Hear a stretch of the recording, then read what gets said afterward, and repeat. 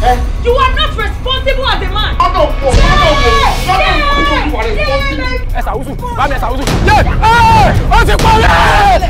I'm a babu. Sasu.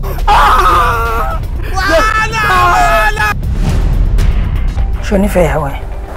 Auntie, I love her. So if you love your wife sincerely, then you must make a balance. Ọkọ mi ò mọ̀ yàtọ̀ nínú ìgbà tí òun single àti ìgbà tó ń wà married. Sùúrù la fi ṣọkọ obìnrin o. Kí àwògé wúrẹ́ kọ́kọ́ jágùtàn. Òun ló ní ilé ayé o. Ó dà pé wrong temperature. Ẹ̀gbọ́n báyìí mọ́. Ẹ sọ pé wrong temperature. Ẹ wà okay. I think I'm fine.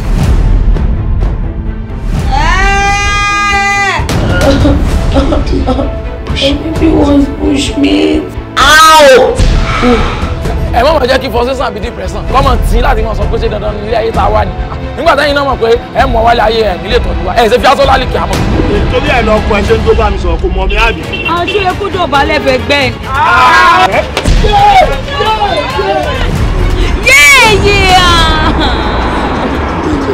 Marry me like this.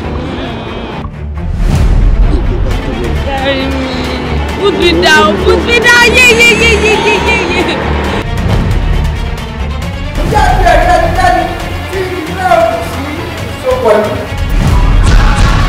No, mo fẹ́ lọ tọ̀ yín. Àìsàn wọn pọ̀.